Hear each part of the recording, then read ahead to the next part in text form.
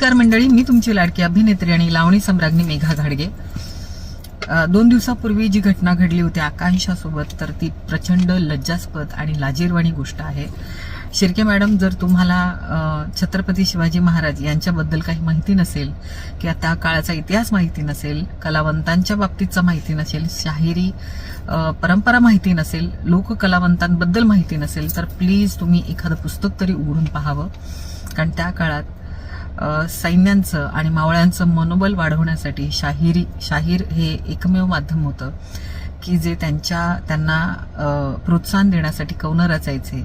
हे कलावंत नेहमी आपल्या सैन्याचं बळ वाढवण्यासाठी, त्यांचं मनोबल वाढवण्यासाठी, त्यांना प्रोत्साहन करण्यासाठी हे कलावंत नेहमी तत्पर असायचे. आणि अशा अनेक गोष्टी आहेत. जर तुम्हाला शाहीर सदन भाऊ असतील किंवा शाहीर होनाजी बाळा असतील, परशुराम असेल, तर तुम्ही प्लीज वाचा. अण्णाभाऊ साठे वाचा, पठ्ठे बापूराव वाचा, तुम्ही राम जोशी वाचा, काहीतरी वाचा. निदान ह्या कलेबद्दल काहीतरी माहिती असू देत तुम्हाला. कारण तुम्ही ज्या पद्धतीने त्या कलाकाराचा अपमान केलेला आहे ना, तर लाज वाटते मला त्या गोष्टींची की स्त्रीचा अपमान इतक्या दर्जाहीन पद्धतीने करत आहे ना, फार वाईट आहे हे मॅडम.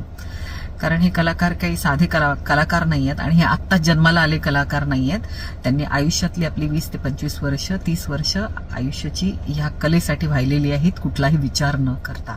आणि प्रत्येक परिस्थितीला उभे राहतात ही माणसं.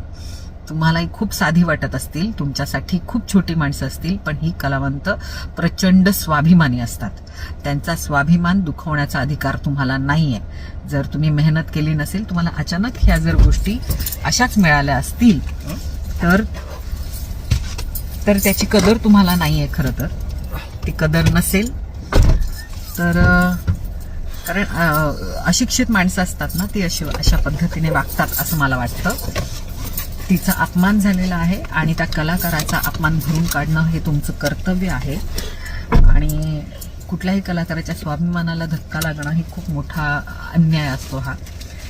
मला असं वाटतं की तुम्ही, जर तुम्हाला इतक्या दिवसात, या 2 दिवसात कळालं असेल, तर प्लीज तिची माफी मागा आणि शिवचरित्र नक्की वाचा. धन्यवाद. जय शिवराय, जय भीम.